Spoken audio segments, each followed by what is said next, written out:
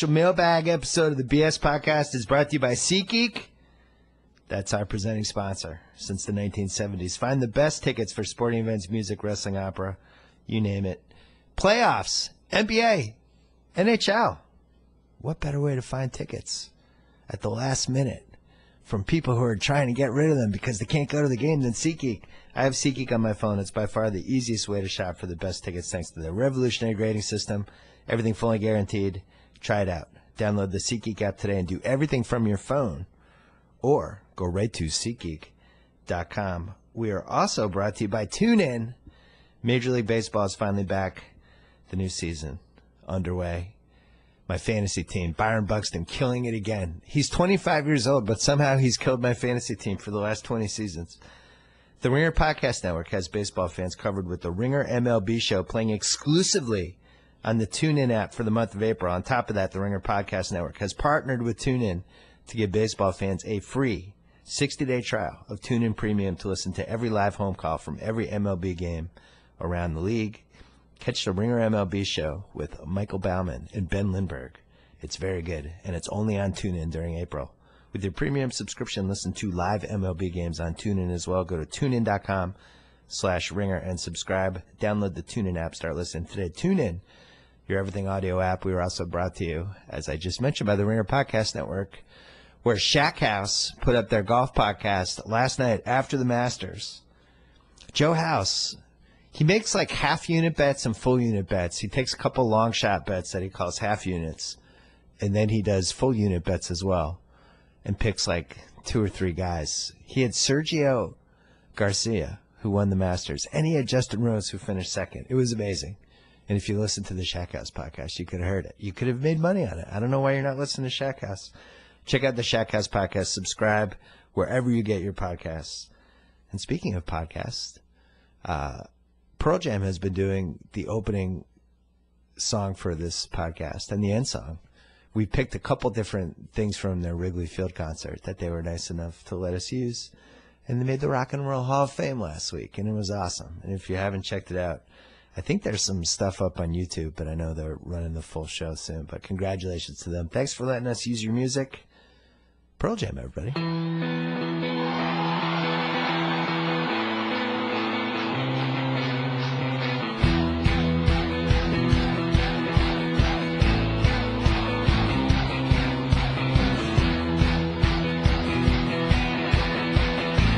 All right, it is a Monday morning, West Coast time. My guest is me. I'm going to do a mailbag podcast. So here's the thing. I wanted to write an NBA awards column for this week. Last week, we did the NBA Independent Spirit Awards. I did it with Shea Serrano, Jason Concepcion, and Chris Ryan. That went up on theringer.com if you missed it. We handed out awards to basically all the guys who aren't eligible for the ballot in different categories. Some of them were goofy. Some of them were legit. Like best in-game dunker. I picked Russell Westbrook just because of his coast-to-coast stuff, but Shea Serrano said it was James Johnson. He was right. I should have put more thought into that. I felt embarrassed that I didn't have James Johnson, but all that kind of stuff is in that column. This week I'm going to tackle the awards, and I think I was pretty wise. I'm waiting until Game 82, and I've been saying this for 4 weeks. Sometimes you know who the MVP is in mid-March. Other times you just don't know, and you have to wait it out. And I think what we've seen these last 3 weeks with Russell Westbrook, who I was not going to vote for, and now he's making me rethink everything. I'm still going to wait. Tate has a mic. I'm going to go to Tate a couple times during this podcast. Tate hosts the GM Street podcast with Mike Lombardi. So it's teed up, and he's been producing this podcast pretty much since day one. Tate, would you be ashamed of me if I voted for Westbrook? No. I think that it would show that you had really, that you weren't as a human being? Yeah. You weren't set in your ways. You were willing to grow and develop and let it happen, let it play out. Voting for an MVP who can't win 48 games, I don't know if I can get there. So I'm waiting for him. Anyway, stay tuned. That column will go up Thursday or Friday on The Ringer, but we have a lot of mailbag questions right now that the reason I want to do them was there's a shelf life. By next week, I think some of these questions will be dead. So these are questions that people sent to themailbag@theringer.com. if you want to send a mailbag question. And I might do this more often than just this one time, but if you ever want to send me a mailbag question, send it there. So here's the first one. It's from Ben from Harrogate, UK. The United Kingdom, I guess that is. Is there another UK? That's not University of Kentucky. Okay. Thank you for explaining that triple-doubles have only been a big deal since the Magic Johnson era. I have always argued with my friends that this wasn't a milestone in the 60s for the simple reason that Wilt never did it. If averaging a triple-double is considered a sign of greatness, 1968 Wilt absolutely would have cranked out another 1.5 assists per game instead of merely averaging 24, 24, and 8.6. This is a great point, and this is one of the reasons that with triple-doubles, listen, this can't be the number one part of your case for Westbrook. It just can't. It's an arbitrary number that we started to come up with about 35 years ago. I really enjoy them. I remember when Larry Bird, I think it was 1987, I'm going to say March or April against Washington. Moses was on Washington. And the legend, I think, came within one assist of putting up a triple-double in the first half. Or he got the triple-double in the first half. I can't remember. That was the first time I remember being really excited about a triple-double, but I don't remember even hearing about triple-doubles until Magic Johnson. And I actually went on the internets today and researched this.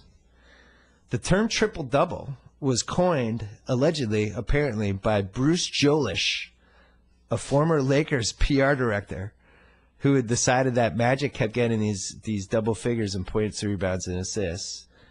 And he thought it was catchy, and he started calling them triple-doubles. So they really didn't take off until the early 80s. And I bring this up because Wilt Chamberlain was the most stat-obsessed guy we've ever had in the history of basketball. In fact, in my book, that was one of the reasons I downgraded him, because I wrote a whole chapter about Russell versus Wilt. And part of the thesis was that Russell was consumed by winning and did whatever it would take for his team to win and put his teammates in the best position to win. Wilt just cared about stats. He was all about the stats, that's it. And he operated from the standpoint of, if I'm getting my numbers, I'm getting my stats, then hopefully the team will win too. And that's what drove him, and that's why, I think he was such a polarizing, frustrating player. Certainly the most polarizing NBA player of all time. Now, if they had triple-doubles in the mid to late 60s, there's absolutely no question that Wilt would have gone for a triple-double, and he would have averaged a triple-double, as it was in 1968 when he averaged 8.6 assists a game and he led the league. The reason he did that was because he was trying to lead the league, and he was passing up 5-foot shots to throw it out to guys taking 15-footers, and he was getting mad if people missed shots. He basically lost his mind trying to win the assist title. There's no question he would have lost his mind trying to get triple-doubles as well. And then Magic, in the 81-82 season, he averaged, I think, something like 18 or 19 points and then 9.5 assists, 9.6 rebounds, something like that. He was in the 9.5s for assists and rebounds. That's not a big jump to try to average a triple-double for a season. So my point is, it only really started to matter in the last 35 years, and I think there's a couple guys that potentially could have chased it. Definitely Magic could have had it in the early 80s, and I don't think there's any question Wilt either would have had a triple-double or he would have died trying.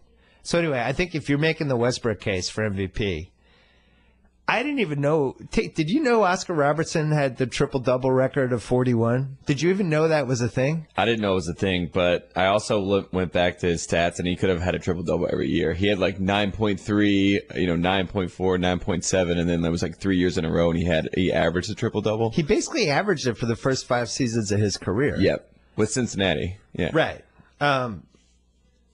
I don't know. I don't think that's the best case for Westbrook. To me, the best case for Westbrook, if you're going to make it, other than that he's having a spectacular statistical season, is the fact that they lost Durant. They won 55 games last year.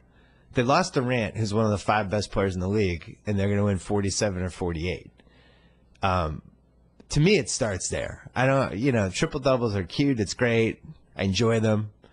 That can't be the lead point of your candidacy. I think team success has to be number one, especially this year, especially with Kawhi's going to be in the 60s with the Spurs. LeBron's going to be the 1 seed probably for Cleveland. And Harden is going to win 9 or 10 more games with either the same type of supporting cast or a worse supporting cast. So at some point, team success has to be the number one qualifier. And I'm struggling with that because if Westbrook can get within like 7 wins of Harden, then does all the other fantastic statistical stuff overshadow that? He's also had, probably at least 9 or 10 games that I can remember that he just won the game in the last minute or the last 90 seconds or whatever. But he's also had an extraordinary number of opportunities to do that.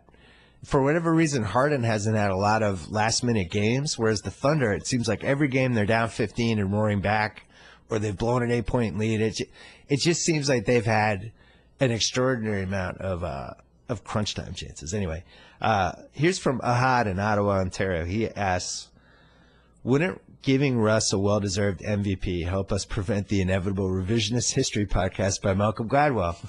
It's been over a decade since Nash won the MVP over Kobe, who in that same season averaged 35 a game and scored 81. Looking back, that vote feels like a mistake. I agree with you. I voted for Kobe that year. I just didn't think Nash did enough in that year, even though now, 11 years later, I think the advanced metric stuff and the offensive rating, all that stuff would have supported his case better. But to me, Kobe taking that Lakers team to 45 wins and the playoffs was a much more spectacular feat than Westbrook winning 46-47 with his OKC thing.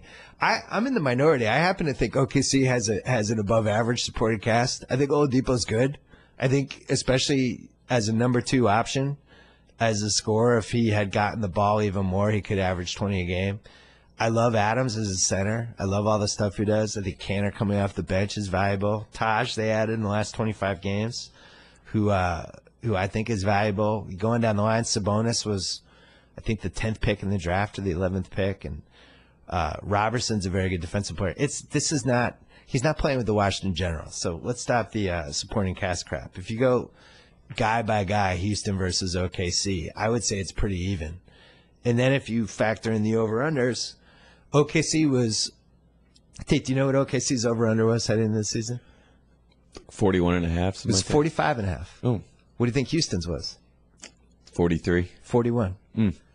So Houston has overachieved by 16 wins over what people thought, and OKC is basically right where we thought. So we'll see. Time will tell if it feels like a mistake. I just think people are sleeping on how great Harden's season was. He's first in assists. He's second in points. He's going to make 250 threes and 700-plus free throws. He's going to have 900 assists. He's played every game. He's made every guy on that Houston team better. And they're one of the top 3 teams in the league. So that's the case. Don't act like Harden doesn't have a case. Chris Esch, I hope I said that right, asks, would Pop want Westbrook on his team? Would he put up the same numbers on the Spurs? My answer to these questions is no, or at least Pop would expect him to fit into their team-first concept. Kawhi does these things in a team concept. He's my MVP. Yes, Pop would want Westbrook on his team. I think he could figure out how to make that work. Westbrook would not be doing the stuff he's doing at OKC in San Antonio. I'll put it that way. They do not chase stats in San Antonio, and they do not. They would never build a team around one guy. It's always been about the teamwork, the infrastructure, the whole being better than the sum of the parts, or whatever that phrase. The whole being better than the parts, the sum of the whole being better than the parts, whatever it is. I think Westbrook would be a different player in San Antonio. I don't think he would be putting up the 50, 16, and 15s, but I think he'd be more efficient, and I think he'd pick his spots better. And it would just be different. Probably would not be as much fun from a league pass standpoint. But yes, I think Westbrook could fit on the Spurs. No question. Peter from Toronto asks, this feels a little Raptors fanny, but one of my favorite subplots of this NBA season is listening to you defend Al Horford's contract. It's hilarious. You're far too defensive. It reminds me of Lost fans who defend the final season of the show. I was one of them for years, so I recognize the symptoms. I don't defend the last season of Lost anymore. The sooner you realize the Celtics gave first option money to a third option player who can't rebound, the better off you'll be. As another Bill S. once said, doth protest too much. That hurt my feelings. I like the ending with the Bill S. I really like Al Horford. They had the money to spend. I like having him on the team. He's going to put up his 15 and his 7. He knows where to go. He's a great teammate. He never does anything that he can't do. He spreads the floor. He's a very good low post defender. And I stand by the contract. They're paying him like $27 million a year. I don't know what it is, but they had the money. Why not? Especially for this year, they had the money. And after that, it's, I think, 3 more years, and the salary cap's going to go up another $7 million this year. Yeah, I'm protesting, aren't I? All right. His free throw percentage went up 80%. Would you pay Al Horford $30 a year? Yeah. Why not? Oh, I know. That's what I'm saying. Why not? You had the money. They had the money. Yeah. All right. Thanks, Tate. Poya from LA, I hope I said that right, said, on the KD podcast, he talks about the process of becoming a villain by hopping on Golden State, tarnishing his nice guy image. He had some of his most efficient games against OKC. Just as an aside, I really enjoyed this part of the Durant podcast. So I was really happy with both Durant podcasts, but how he talked about answering the challenge when having all this hate heaped on you when you play basketball. He was almost like he wanted to know how he would respond to it, and then he responded to it in an awesome way. And it made him happy as a basketball player. He felt like he learned something about himself in the experience. So anyway, back to the question. We also saw this happen with LeBron when he went to Miami and accomplished some crazy efficiency in terms of field goal percentage. Isn't this confirming Kobe's dark muse cage theory? Is Durant harnessing his dark muse cage? Is Kobe saving the kids? I think he is, Bill. That was from Poya in Los Angeles. There is something to be said about the dark muse cage. I think what KD was talking about is similar to what I heard Kobe saying when he was trying to explain this muse cage thing, which is pretty goddamn confusing for the most part. But as Klosterman broke this down on the pod a couple weeks ago, where he's basically saying every player has a Darth Vader side, and when you embrace that Darth Vader, you open yourself up for greatness or something. I think that's what he was trying to say. I would say yes. Wait, whatever the hell the muse cage is, I think Durant's in it. Way from Los Angeles, 2 straight Los Angeles, asks, with the Thunder and Rockets set for the first round, can we expect a Dream vs. Admiral 95 situation with the player who loses the MVP going full John Wick on every possession? If so, I'm secretly hoping Harden wins the MVP. Unfortunately, we do not find out the MVP before round 1. And double, unfortunately, we're not going to find out the MVP until after the finals. They're doing this NBA awards show/ceremony this year, and they're going to announce all of it at the end of June, which seems insane. I don't like that. That's too far. They should just, as a special wrinkle this year, just announce it before the Spurs-Rocket series. I mean, Rocket-Thunder series, because whoever doesn't get it is going to be completely pissed off. And I think retroactively, we'll look back at whoever lost the series, if they lost the MVP but won the series or vice versa, and be like, oh my God, but this is not a Admiral Hakeem situation. There's 2 times where this happened. David Robinson against Hakeem. They gave Robinson the MVP during the series, and Hakeem went out and just eviscerated him. Robinson was never really the same after that series, although he did have some back issues. But that was one of the all-time, I can't believe I'm not being recognized as being the best guy at my position on laying the SmackDown series. And then, of course, 2 years later, Jordan, Karl Malone, 1997 Finals.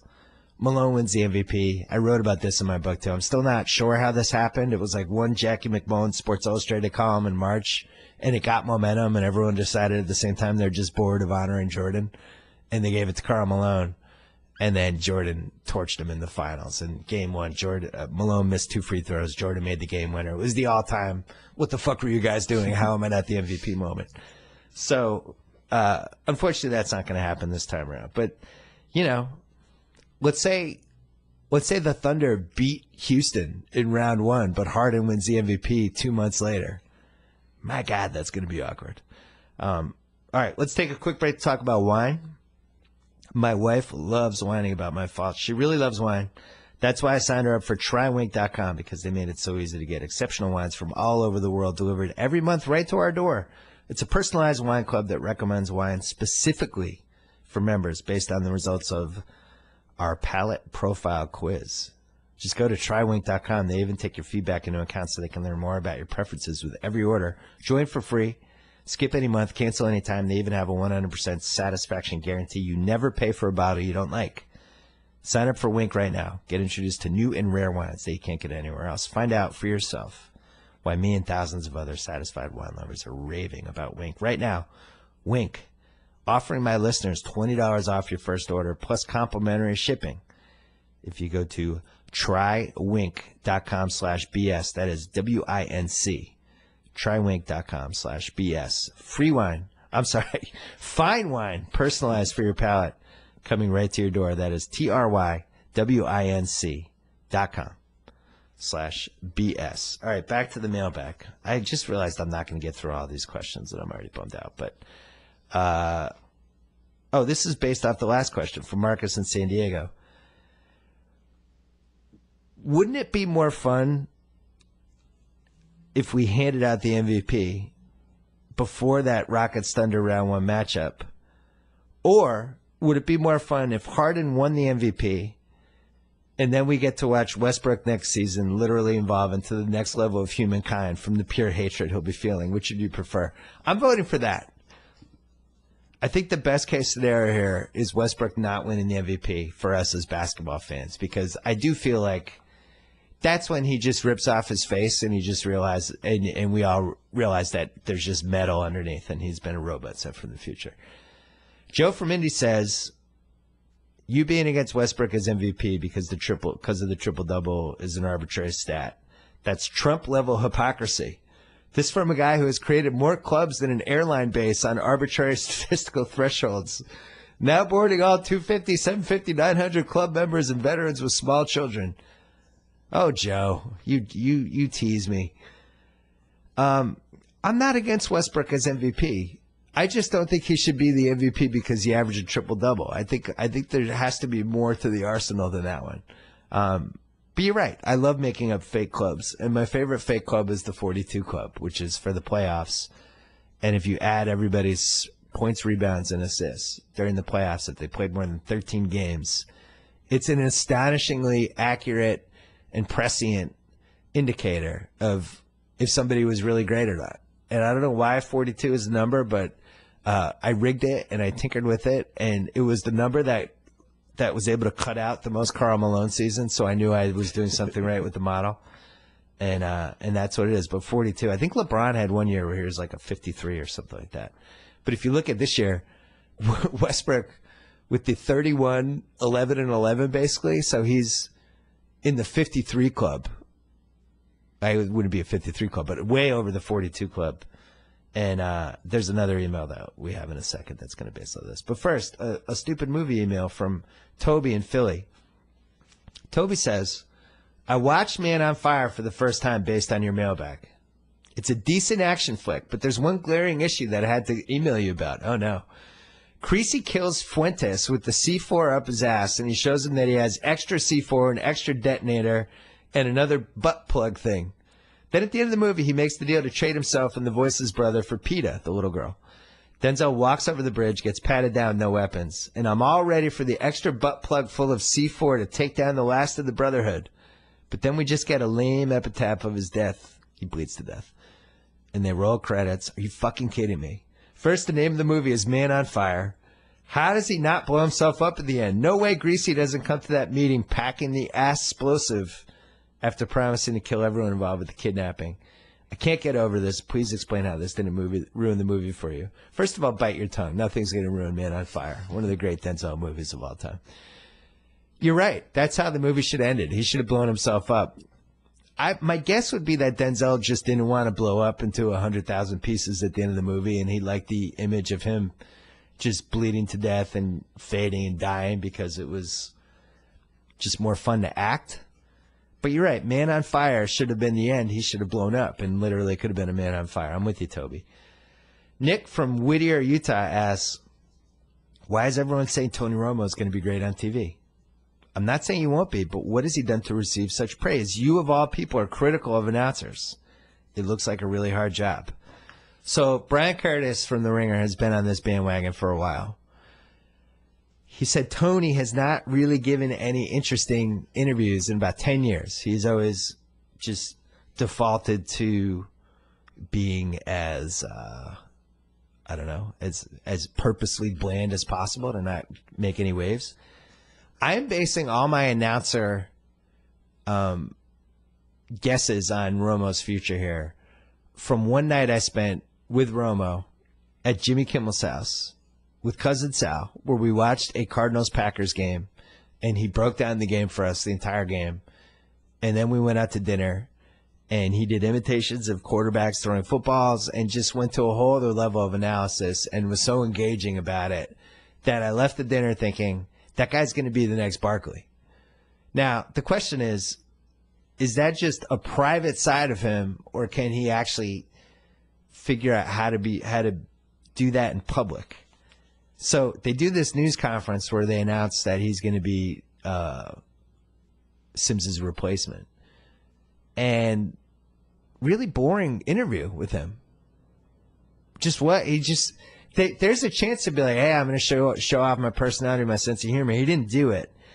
That concerned me. And the other thing is, I really wish he wasn't the number one guy next season. I wish they had put him in the number 2 or number 3 spot and let him get some reps. I think, man, TV's really hard, and you learn on the fly. I got thrown in when I did Countdown for ESPN. I had basically done 10 PTIs and some stuff for Grantland. All of a sudden, I was on the studio show.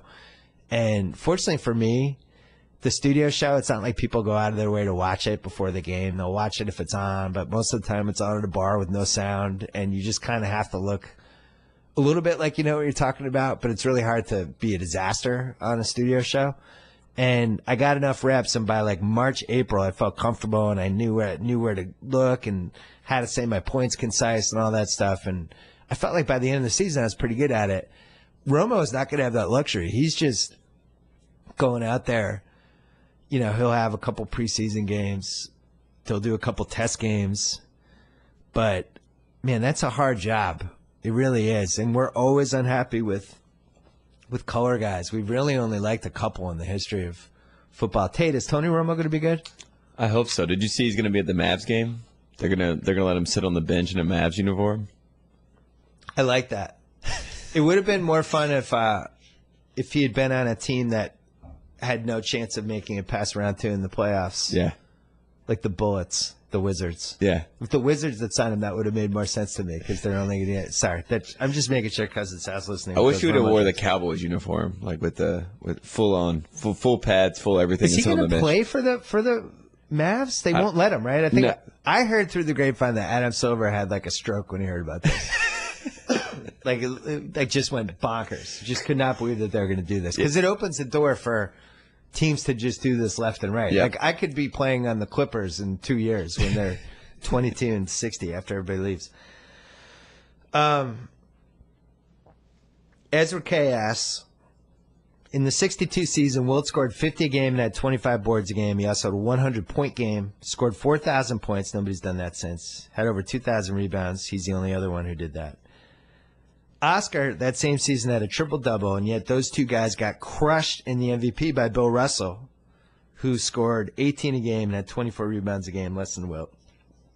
Ezra asks, I get that Russell was great, and he may have been a more worthy MVP based on defense and intangibles, but he got 51 first-place votes, and Wilt got 9.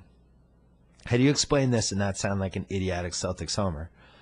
It's easy. The players voted for it back then. The players voted for Russell, and they knew that Wilt was chasing stats and wasn't fun to play with. All of them would have rather played with Russell. And that 62 Celtics team, I mean, those Celtics teams were absolutely outrageously good. They were just crushing everybody. And Russell was the glue and the guy that made everything go. And the fact that it was 51-9, I think actually makes a lot of sense. It would be interesting if the players voted for MVP this year. So the players voted through the 79-80 season, and then it switched to the media and broadcasters, which is funny because you have about 15 years there after it switched over where writers and broadcasters are voting for it, but they're really only watching the teams they're covering all the time. We didn't have League Pass back then. We barely had enough national TV games. So, Moses wins in the 81-82 season. He averaged like 31 and 15. He had a crazy season. He went back to back. But it's not like Houston was on TV. Some people are just looking at the stats and be like, whoa, Moses had a good season. They wasn't exactly the most educated Arsenal. They really didn't change until the late 90s when we started getting really good and thoughtful about MVPs. But if they had players vote for MVP, I actually think Westbrook would win, because I think the other players would appreciate how ludicrous it is to average a triple-double. Tate, do you think the players would vote for Westbrook? I feel like they would, right? Yeah, as soon as he got his 42nd, I saw like 4 or 5 play. Like Nick Batum tweeted 42 triple. Like all these players started tweeting. LeBron did an interrupted video. Yeah. Which, in typical interrupted fashion, was just terrible. Didn't say anything. He just said, wow. Oh, man, Russell Westbrook, man. Man, that's something, man. It's just somebody's holding an iPhone in front of his face. What is that product? But yeah, I think the other players, that's one thing we always forget. The players, I think this was something with Kobe where, stupid media members like me, who I'm holding Kobe to this higher standard of how he should behave as a teammate and all this stuff. And the other players are just like, Kobe's amazing. Like, wow, holy crap, he scored 81 in a game. And I do think we forget. So it is good to catch the sea wind of what the players are kind of talking about and raving about, because the players always know. So anyway, I think if they had the players vote, I do think Westbrook would win. Glenn from Belgium asks, in your ballot pod with House, the logic you use to probably not choose Westbrook as MVP, with which I agree, is the complete opposite of your logic used to put Jimmy Butler on third-team All-NBA instead of Gordon Hayward. Hayward, the clear leader on a really good team. Butler, putting up great stats on a mediocre team. Hayward clearly deserves the nod over Butler. It's a good point. If I'm going to value success the most with these All-NBA teams, then I should be doing that all the way through first, second, third team. I'm with you. Although the Bulls now are looming as a threat to beat the Celtics in round one, which would Tate, I can't tell you how nervous I am about the Celtics being one rounded out. Have you ever seen a more logical upset pick than anyone over the Celtics in round one? They haven't played well for 6 weeks. What if Rondo's been saving it up all year? All That's the games are on national TV. Rondo and Jimmy Butler, who we could have traded for, didn't. And then, Mirotic is going bonkers. And Fred Hoiberg's making good play calls for once. Yeah. The good thing is they don't have anyone to guard Isaiah. Yeah. But I do feel like the Bulls would make them sweat out. Indiana is the only team I feel like the Celtics would actually beat. Levi from Seattle writes, in the last 12-ish months we've had, Warriors blow a 3-1 lead in the finals. Indians blow a 3-1 lead, complete with a Game 7 rain delay the ninth. Falcons, Pats, Moonlight, La La Land, Trump, Hillary, Alabama, Clemson. We also had 73 wins from the Warriors and Westbrook averaging a triple-double. Are the stages set for an NBA lottery shocker? It's a good point. If there's going to be something crazy happen with the NBA lottery, this would be the year. So what would be crazy? I thought about this. Denver winning the lottery, I think, would be crazy. They'd have the worst odds probably of anyone. And if they won, or if they got the second pick and they were able to add Lonzo Ball to Jokic and turn into the 86 Celtics, basically, that would be incredible. I think Philly winning the first seed, but then having that Lakers pick fall out, so they would get the first and the fourth pick, that would be unbelievable. But here's where I landed on this question. If you're going to use that motto of unbelievable comebacks or pulling pulling victory out of the jaws of defeat, pulling defeat out of the jaws of victory, pulling defeat out of the jaws of victory, then the logical answer is the Kings winning the lottery, but then having to swap picks with Philly. Right, Tate? Yeah. Sacramento wins the lottery. We did it. We won. Oh, wait. We have to flip down to number 7 and give it to Philly. And they always have, the 7th pick. That's the Willie Cauley-Stein thing. We get the 7th pick again, but we actually won the lottery, but then we did some weird Stauskas trade, and there's a pick swap, and we're not winning, but that's our card. That would be the Moonlight La La Land moment. So I'm predicting that. I'm going to bet on Sacramento winning the lottery. I think that makes the most sense. Jordan from Auburn asks, if Jokic is the Joker, then who does that make Nurkic? The Riddler? The Penguin? I like the Riddler for Jokic. It's pretty good. I mean, not Nurkic. Portland fans call him Nurk, but that's funny. If that becomes a rivalry, then he definitely needs a name of that line. This is important from James Grillo. Don't know if you saw the recent episode of MTV's latest installment of The Challenge, but it contained the most interesting love triangle in the history of the show. Nicole, Cara Marie, and Laurel. And also the greatest dual gauntlet Inferno Fortress elimination matchups of all time. Arguably the two greatest female competitors, Cara and Laurel. Laurel won. And the two greatest, at least winningest, male competitors, Bananas and Darrell. Both went toe-to-toe. All of this happened on the same show. Has any sport ever featured such an amazing off-court storyline combined with such a strong on-court matchup? I think not, says James Grillo. Grillo. I agree. That was pound for pound the best challenge episode we've ever had. And Bananas versus Darrell, to me, should have been pay-per-view. I would have paid $49.99 to see who was going to win that. I texted with Bananas after. He said that it was a 3-round matchup with football where you had to knock down the other guy and drop the ball into the bucket. Bananas said they actually did 10 rounds. They edited it down to 3. And he said it was like just deadlocked. And then in the second to last one, he kept tackling Darrell. And the time before, he tackled him head on and he got a little concussed. So he decided the next time maybe not to hit his head again. So tried to do a side tackle of him and grabbed the jersey and pull him down, and Darrell broke through. And Bananas just has a lot of regrets, and he's very bitter about it. But also tips his hand to an amazing competitor in Darrell. I think Laurel is the world's greatest athlete, male or female. I think if she played in the NBA, she could average a triple-double like Westbrook did. So I don't want to demean what she did, but Darrell versus Bananas was amazing. Hey, quick break to talk about Stamps.com. Convenient, easy, reliable, flexible. Those are my favorite words to describe Stamps.com. Why wouldn't you avoid the post office? Why wouldn't you buy and print official U.S. postage with your own computer and printer? Why wouldn't you hand your packages to your own mailman right outside your house or apartment? Sign up with Stamps.com. You can automatically calculate and print the correct amount of postage for every letter or package you send. It's the U.S. Postal Service right at your fingertips. Any letter, any package, any class of mail, you're in control of all of it. Stamps.com will send you a digital scale to automatically calculate exact postage, and they'll help you decide the best class of mail based on your needs. You will never have to go to the post office again. Right now, use my code BS for this special offer, 4-week trial plus postage plus a digital scale without long-term commitments. Tate, you don't go to the post office, do you? No. Okay, good. Just go to Stamps.com, click on the microphone at the top of the homepage. Type in BS, that's Stamps.com, enter BS, sign up today, Stamps.com.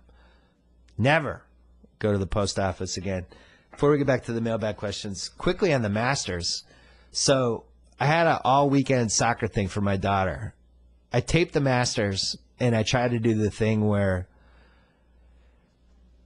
you try not to find out what's happening because you're going to watch it later, and it's going to somehow have the same drama. That really hasn't worked in about 10 years because of social media. So I started watching it on the Masters app on my iPhone while pretending to watch my daughter in this all weekend thing. And the Masters app was pretty great, and I got to see a lot of it. And then I went back and rewatched at the end. My favorite Masters hole is the 15th because it also leads to the 16th. So you have the possibility for the eagle on 15 and the water and all that stuff. And the gallery is great.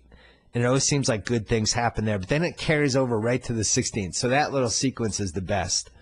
And Sergio's eagle on 15 was awesome. And he managed to get like a pretty good fist pump. But I've always wanted more from Sergio with his reactions to putts.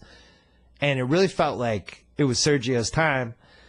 And then he botches the putt on 16 after the great drive on the par 3. It seemed like he was going to mess up. Gets to the 18, misses the game winner, the tournament winner, the championship winner, whatever you want to call it. I would have bet at that point, I would have bet anything on Justin Rose to win. Wouldn't you have, Tate? Yeah. It was like the both. So in 16, Sergio like came back and got the high five from Justin Rose because he was cocky because he had made the eagle. Yeah. And then when Sergio missed the putt, Justin Rose gets the first tee shot in the playoff, and he's like super, cocky and jacked up, and then he blows it to the right. And it was like when both guys got cocky, the other guy ended up coming in and sweeping it. Yeah, don't get cocky. You just always have to assume something terrible is going to happen. So Sergio, he won it, and I got to be honest, I hadn't really thought about him that much in the last 5 years. I just assumed it was over. It was a great guy to win. I always love when, supposedly what was that, like his 73rd major that he hadn't won? Something like he was 0 for 72. Yeah, he'd been runner-up 4 times in majors. So that was cool. I was psyched for him. I'm still riding with Spieth, though. I was really excited for Spieth yesterday. I thought he could shake it off from 12 months before, and he just couldn't do it. And I wonder if... I really hope that what happened last year didn't break him in some way. And he doubled 12 again, the hole that he quadrupled last year. I know, man. Golf. That's why when the whole Tiger thing happened, and I wrote some column that turned out to be controversial about how I thought his comeback was going to be tougher than Ali's comeback from boxing. And my only point was that just like with the physical wear and tear in his body and how mental of a game golf is, I just couldn't believe that people were assuming he was just going to come back and be Tiger again. Because golf, it's like once there's doubt in your head, and that chip gets planted, it seems like the guys are just, just not the same. Now, Tiger, I think, was, I would say, more physical than mental, but it was definitely both. Anyway, back to the mailbag questions. Here's how the MVP should go, says Greg F. from Lake Charles. If you could redraft the entire league at the end of regular season heading into the playoffs, who would be the first pick to win the title if you could build your playoff team around that person? Wouldn't that have been LeBron for like the past 10 years, besides maybe 1 or 2 Curry seasons? I don't think that's how the MVP should go, but it is an interesting exercise. I think LeBron would be the pick again. I think LeBron would have been the pick every single year since 2008, except for Curry last year. Curry was incredible last year. So, yeah, I wouldn't go into the season and be like, all right, I got Russ first. Who do you guys have? Because I think the style that Westbrook has been using, where it's basically like a one-man show and everybody else is a supporting cast member, it just has never worked for a title. It's impossible. Jordan, even when he was at the all-time Jordan apex, still relied on other guys, and other guys made game-winning shots and things like that. You can't win the title by yourself. Michael from Miami just wants to point out that I chose Joseph Nurkic for the Charles Oakley Award in Friday's Ringer column about the guy I would bring into a dark alley with me from this season. He said James Johnson was the obvious choice. 2nd-degree black belt. First MMA bout at age 18, he won in 97 seconds. Undefeated in 7 MMA matches, 20-0 in all of his kickboxing matches, and his nickname is Bloodsport. Yet again, James Johnson. James Johnson's really like, he's the Dos Equis MVP of the year. He's the NBA's most interesting man this year. He lost all this weight. He lost like 40 pounds. He had some of the best in-game dunks.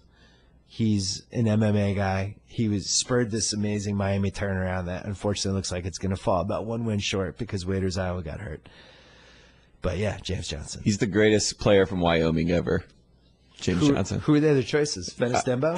Maybe. Yeah, that's all you got, Wyoming. Eric Lechner? Alex Becker. Yeah, this is an important question. Alex Becker says, as a diehard Celtics fan, how tempted are you to leave PG-13 and Gordon Hayward off your all-NBA ballot just to make them more likely to miss mega contracts and be more available to the Celtics in free agency? How often do you as part of the media actually have a chance to impact your franchise of choice so profoundly? It's a great question. Talked about it a little on the podcast last week. I'm a huge karma guy, and from a karma standpoint, I would not feel good about doing that.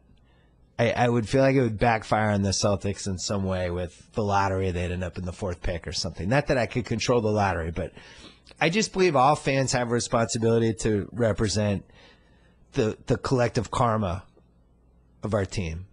And that, to me, is bad karma, and I don't like it. And as much as the point is basically, if they don't make All-NBA, then they don't have the chance to make an extra like $40 million from their teams, which makes it a little more likely for them to sign elsewhere over the advantage that their team would have for keeping them. But it's a tough one. I would be way less likely to vote for Paul George. I think Hayward has a better case, especially because they're a top 4 team.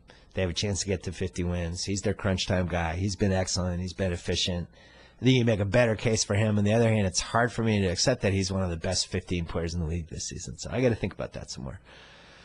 Anyway, I would not do that just to help out the Celtics. I think that's sketchy. Tim from Boston says, after that Cavs game last Wednesday, I'm officially holding out zero hope for the Celtics in the playoffs. You nailed it in your podcast. Teams that win in the playoffs have to have another gear. We've already seen the ceilings of the Celtics and Spurs. They have no other gear. I'm way more excited for ping pong balls on May 16th. I love the Celtics team. I've really enjoyed them. I think they're missing a 4-quarter chip on their shoulder that they had just more of last year. And you're right, they don't have the extra gear.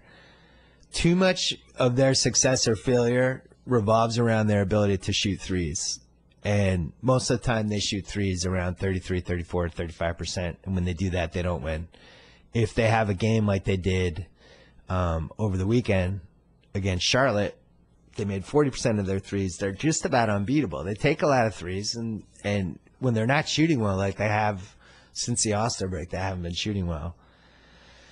It's rough for them. And I really think with the wrong matchup, I think it's a possible first round and out. I don't like how they're playing, and I think teams have figured out how to slow down Isaiah to some degree. They're basically just double-teaming him at midcourt now. All the smart teams are just bum-rushing him at midcourt, and they're trying to make everyone else beat them. And the right team is going to be able to do that. The worst thing for the Celtics is that Toronto's going to be the 3 seed. So even if the Celtics get past round 1, they'd have to beat Toronto 4 times in round 2. And I think Toronto is too good defensively. I do not think the Celtics can beat Toronto in a 7-game series. Unless something happens injury-wise to Toronto. I do not think the Celtics can beat them. I'm sorry. I love the Celtics, but I've watched an extraordinary amount of Celtics this year, and I do not think they're built to beat a team as big and flexible and as good defensively as Toronto is. Plus, they have nobody to stop DeRozan. And I just think that would be a tough out for them. So Dan Bunick from Chicago points out the 2010 Cavs went 61-21. LeBron went to Miami. The Cavs went 19-63. They dropped out by 42 wins, which is really a credit to how unbelievable LeBron is. Last year, the Thunder went 55-27. They're going to win 47 or 48 this year. A 7-game drop-off for losing a top 5 player. Again, that's the best case for Russ for MVP. To me, that's a better case than triple-doubles. They lost Kevin Durant. They won 7 less games. That's insane. Eric from Berkeley asks, are we forgetting how incredible Steph Curry's MVP campaign was last year? The man averaged 30 points a game while making 5 threes a game and creating your WTF club, another club I created, while toying with opponents, entering a new level of heat check, and putting up historically great advanced metrics. If Steph had the season he had last year this year, where would he rank in the MVP race? So if the Warriors won 73 games and Steph had the season he had last year, I would vote for Steph for MVP. Because that is team success combined with greatness, combined with some of the benchmarks you need, which makes me think like, man, last year's MVP season he had was really one of the all-time greats, if that was better than anything we've seen this year. I think one of the problems we've had with this year's MVP season is it's fantastic and it's been great to argue about, but all of the candidates are flawed in some tiny way. Like LeBron's team isn't doing well enough. Westbrook doesn't make his teammates better. Harden hasn't played well these last 3 weeks. And his team, if it was 60 wins, it would be a no-brainer, but they're going to be in the mid-50s. And then Kawhi offensively has not been as good since the All-Star break, I think, as we'd want him to be. And offensively, it's just not the kind of resume we're used to for the MVP. We'd really be valuing defense and team success by doing that. It would be along the lines of the motto of KG's 2008 MVP bid on the Celtics, which he did not get. Kobe got it. But yeah, Steph Curry, I'd put last year's Steph Curry above everything. Jason M. in Parkland Ford asks, if Georgetown immediately fired Patrick Ewing right now, would that start the benefits of the Ewing theory? Yes, no question. Tom Hanley asks, the NBA has seen the likes of Bill Russell, Bird, Danny Ainge, Kevin McHale, Steve Kerr, and Luke Walton, to name a few, move on from their playing careers and become successful head coaches. In your eyes, who is the next player, current or recently retired, to make the leap in the coaching arena? Who do you think, Tate? Stackhouse. Jerry Stackhouse. He's not a great player, though. You don't think so? I do think he'll be a good. Yeah, I don't think he was an NBA great. Yeah. I don't know the answer to that. It's hard for me to imagine any of the great players we have now deciding to coach because all of them have made so much money. It's like, they've all made between $200 and $400 million. And the thought of just coaching and staying up till 2 a.m. and dealing with dudes missing curfew and somebody being mad because somebody else hooked up with the girl that had DM'd them on Instagram, like those guys don't want to deal with that. Could Ray Allen coach? No for Ray Allen. I don't see any of these guys doing it. I think Chris Paul is somebody that I could see coaching. Would be the only one, and he'd be fun because all his players would hate him. Because everyone hates Chris Paul. They love him. They put up with him, but they hate being around him day to day because he's just so consumed with winning and doing everything perfectly.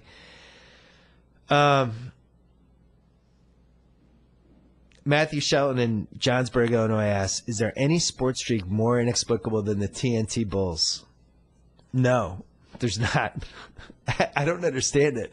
I've never seen a team gain confidence because of when they were scheduled on a certain thing. It'll be interesting in the playoffs if they have some Thursday night games. TNT should definitely try to have game 3 of whatever Chicago playoff series be on Thursday night TNT. It would be like they'd be favored by 12 points. Zach Rowling asks, you've said several times that you think NBA expansion is coming and Seattle will be getting the Sonics back. If that happens, what cities are candidates for the other expansion team? So Seattle will be 31. I think Las Vegas and Vancouver would be the favorites for 32. Outside chances for Virginia Beach, Louisville, St. Louis or Kansas City. Nah, I don't see it. Mexico City. I would say Las Vegas or Vancouver would be the 2 picks. John W. in Arlington, Virginia asks, how much did March Madness change your perception of De'Aaron Fox? He torched Lonzo, took that matchup personally, and reminded me of how Westbrook has approached the season. Between his play, his balls, the emotion he showed crying after the loss, he really has made me a believer. I don't know if he'll ever be able to shoot, but I always go to war with that guy. I completely agree. I think it would be a huge mistake for him to fall out of the top 5 because he's a freak athlete who gives a shit and who plays hard. And we've seen that usually translates. If you have the freak athlete part and the I give a shit part, that's going to work. And it worked. Westbrook's a good example of UCLA. You watched him that year. You didn't know what he was, but he was something. And he played so freaking hard. And he was just so unlike anyone else in that draft. And in the last couple of years of drafts I remember when they took him 4th, the Sonics, I was shocked. He was my big sleeper of that draft. And I was like, man, if he could get to, somebody gets him at like 7 or 8, that's a steal. He went 4 and it was like, oh, ahead of Kevin Love? Seemed a little iffy, but I also wasn't against it. I feel the same way with Fox. I think he'll go between 4 and 7, and he's just too good of an athlete. He's going to be a dominant defensive player. He's going to play hard. He's going to care. I think he's going to learn how to shoot. If anything, Kawhi would be the kind of guy I would look at him for. Tate, you love De'Aaron Fox, right? He just never shot more than 5 threes in a game, so he knows what he's good at, right? It's like not like Russ, where he just keeps shooting threes even though he's not making threes. Right. Although Russ this year is up to like 34%. Did you see Russ is shooting 9 threes a game since the All-Star break? Yeah. That's insane. Yes. But I think Fox will make somebody happy. Here's a question from Richard. April 19th, the day the Pats visit one of the most unpopular presidents in history. There will definitely be a picture of Trump's arm around Brady's shoulder with both flashing a thumbs up. How will that fly in the league and locker room? It all ends for Brady, I think, in another loss to the Giants in the Super Bowl and the whispers of, can he really be the GOAT if he can't beat Eli? That starts flying around. Kraft steps down, hands the reins to his son. We all know how that goes in sports. The Pats go winless for decades. The curse of Trump. Could it happen? Richard, you just sent a chill down my spine. I did not like that question. I really didn't enjoy that question at all. I think we should take a commercial break. Major League Baseball is finally back. And thank God, because I don't want to think about football after that question. As the new season gets underway, the Ringer Podcast Network has baseball fans covered with the excellent Ringer MLB show playing exclusively on the TuneIn app for the month of April. On top of that, the Ringer Podcast Network has partnered with TuneIn to give baseball fans a free 60-day trial of TuneIn Premium to listen to every live home call from every MLB game around the league. Catch the Ringer MLB show only on TuneIn during April. And with your premium subscription, listen to live MLB games on TuneIn, which I actually did this weekend on my iPhone when I was stuck at this soccer thing. And I got to listen to the Red Sox, who had their entire lineup out, basically. I have a bad feeling about this Red Sox season. No bullpen guys. Yeah. Yeah. Setup guys matter. Red Sox don't really have any. Go to TuneIn.com/ringer and subscribe. Download the TuneIn app. Start listening today. TuneIn, your everything audio app. And again, the Ringer MLB show with Lindbergh and Bauman is really good. And it's for the month of April. It will be on TuneIn. Then after that, it will be back on the Ringer Podcast Network. Tate, I have a couple more questions. You get to ask me one question at the end of this, so start thinking of that now. Great. It could be any question. Nice. You can ask me anything. So, Mike Woodford asks, if you had to compare Carmelo Anthony's career to one of the following actors' careers, who would you pick and why? Here are the actors: Nicolas Cage, Josh Hartnett, Brendan Fraser, Orlando Bloom, or Samuel L. Jackson. And then he says, I was really just trying to think of financially rich yet critically unsuccessful actors, like Mello. Shots fired. I would compare him to Vince Vaughn. Vince Vaughn's had a very good career. He's made a lot of movies I enjoyed. His performance as Double Down Trent and Swingers, I think, could be compared to Carmelo's winning the NCAA title at Syracuse. A great debut. The expectations of a lot of greatness coming up. And then just kind of settled into what they were into. Not a bad thing. Carmelo's could make the Hall of Fame. Vince Vaughn made some great movies. But yeah, Vince Vaughn would be my answer for that. Joseph Horner wants to know who was... Oh, I have one more Carmelo question. This is from Mitchell Ebner, longtime Knicks fan. Since he came to New York, Carmelo has refused to participate in anything that was not ISO Melo at the 3. He killed Linsanity and D'Antoni ball. He refused to stay at the 4 as part of small ball, which got the Knicks to round 3. He refused to buy into the triangle.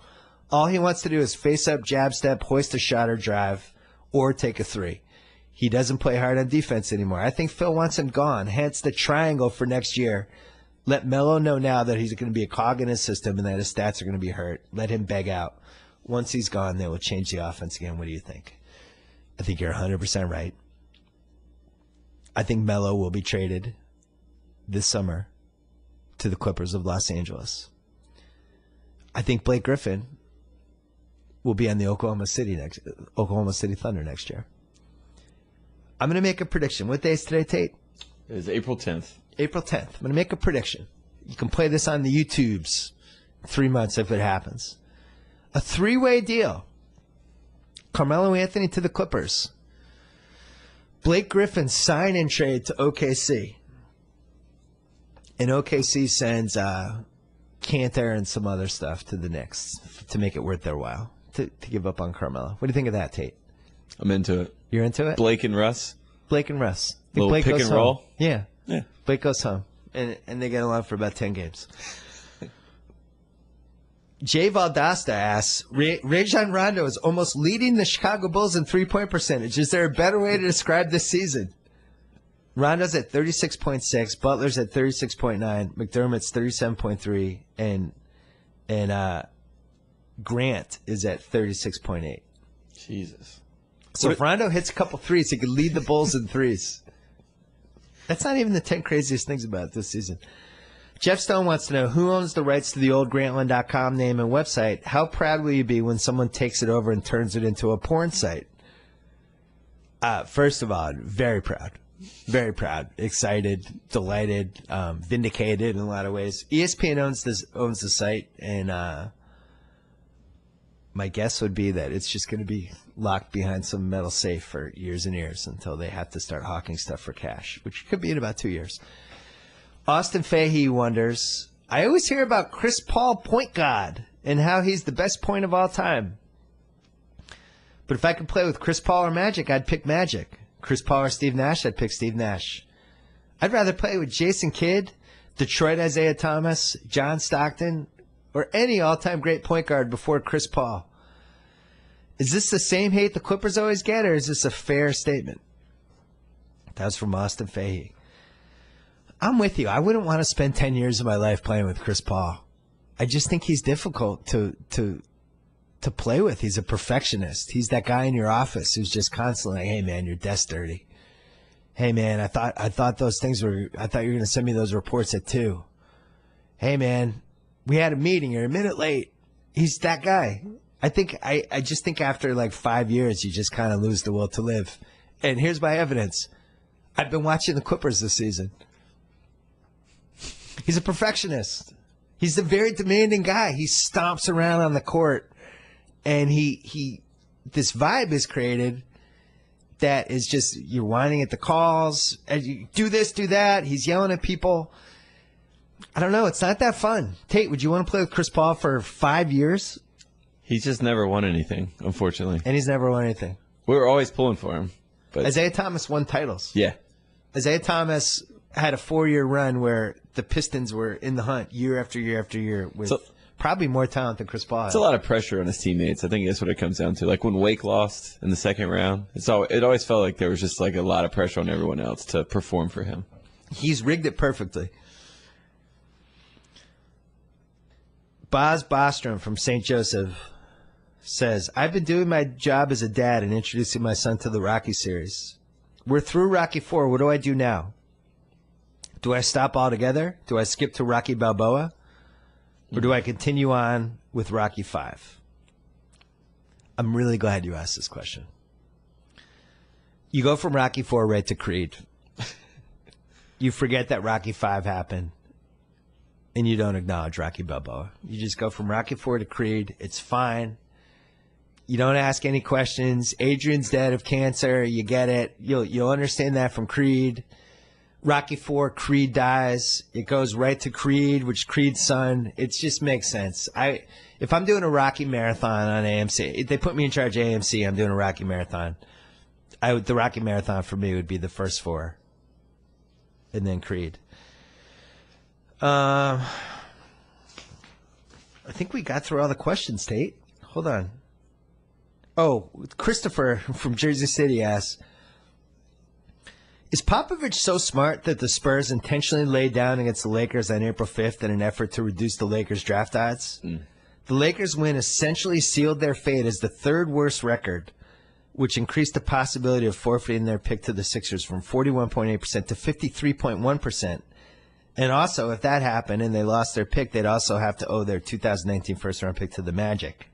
Stripping a potential rival of 2 huge assets via a meaningless regular season game seems like a total pop move. What do you think, intentional or coincidental? 1,000,000% intentional. There's no question that he looked at that and did that. And if I was a Laker fan, I would be having a stroke that we went from the 2nd seed to the 3rd seed. Because 3rd seed, all you need is one team to jump you and you're out. You're on the outside looking in. I think Pop did that intentionally. What do you think, Tate? Yeah, and Julius Randle had a great game, and Gasol kind of laid down. Gasol laid down? Yeah, for Randle to have a good game. And if you're letting Julius Randle have a good game against you, that seems purposeful. I was already to be agitated by Celtics Brooklyn tonight. Now it doesn't matter because Brooklyn's clinched the 1 spot. Thank you, Brooklyn.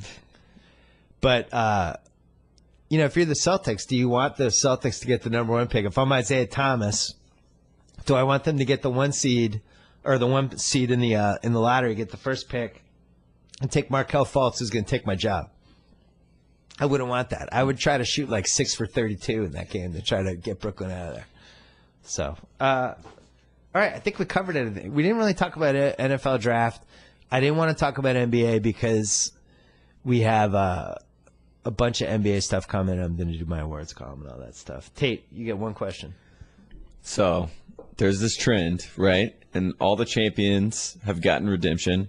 Patriots lost to the Broncos because of Owen Daniels. They come back the next year, they win the title. Clemson loses to Alabama. They come back the next year, they win the title. North Carolina loses. They come back, they win the title. So with that in line, do you see Warriors come back against the Cavs and win the title? and then the Indians come back and win the World Series. So you're saying this is the year of the avenge my terrible defeat? Yes. We're 3 for 3 so far. I don't think the Cavs are going to make the finals. Yeah. See, that throws a wrinkle into everything. I don't think the Cavs can beat the Raptors. That Everyone changes thinks everything. I'm like trying to reverse things to Raptors. What have I seen from the Cavs that makes me think they're going to, LeBron turned it up in that Boston game and was like, oh yeah, LeBron's the best player in the league. But then they lost their next two. They can't hold a lead. They don't have a bench.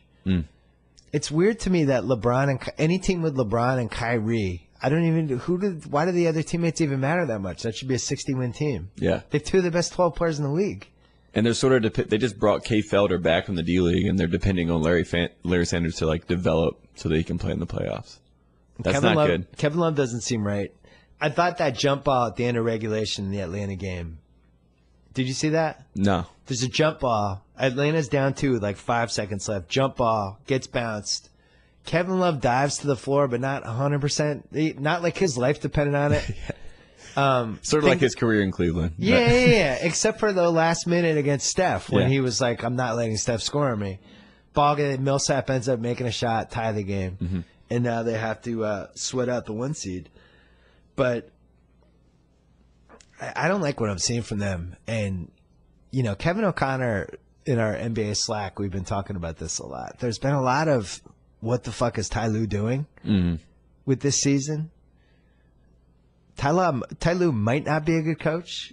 Yes. They've certainly blown a lot of leads, and their defense is terrible, and the chemistry looks off. And I just find it hard to believe that with LeBron and Kyrie in this particular season, that's not a 59-win team. Yeah. Those guys are good for 55 a game. I haven't been happy. Like, Kyrie's stats are fine for him. He's going to average 25 a game. Like, Kyrie should be going off. Yeah. There should be game once a week. They should be like, all right, Kyrie, here's your game where you're going to score 48 points. Like what Dame Lillard's done these last 2 months. I'm shocked that Kyrie, where's been the 2-month Kyrie stretch where he just destroys everybody? And he gets the shots. Like Dame Lillard has like 30 more shot attempts than him on the season. Doesn't make sense. Yeah.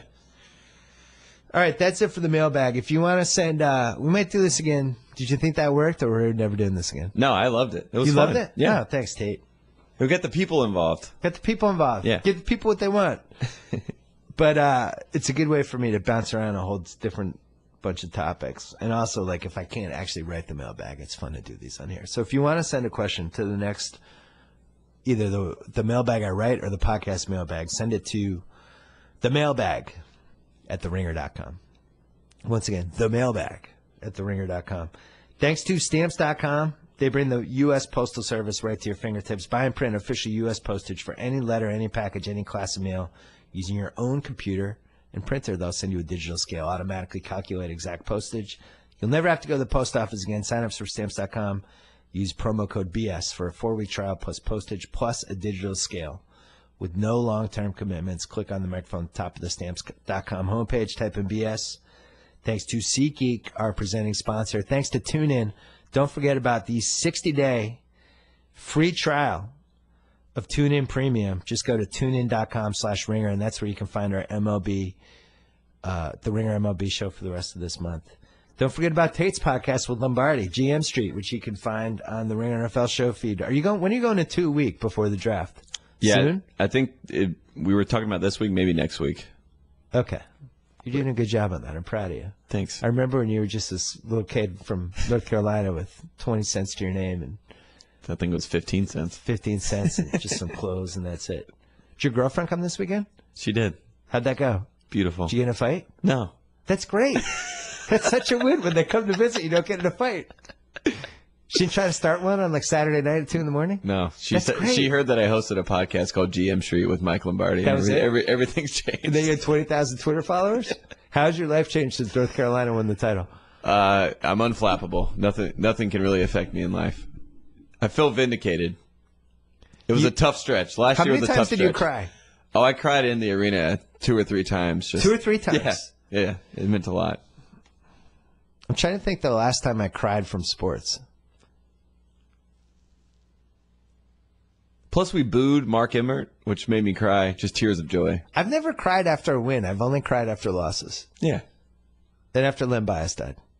Yeah, that's That was worthy of that. that was rough. Yes. I'm still not over Len Bias. It's like 31 years. I still can't get over it. Yeah. I still think about him every once in a while. Yeah. I think about Keith Catlin and just all those guys. It's it's a one. great doc. Wow, what a way to end this podcast. We have 2 more podcasts coming this week. Don't forget theringer.com. If you missed my Independent Spirit NBA Awards last week, another one coming this week. We're also celebrating Fast and Furious all week on theringer.com. And there may be a podcast or 2 that I'm involved with that will help celebrate that as well. So until then, thanks for sending the mailbag questions. Talk to you soon.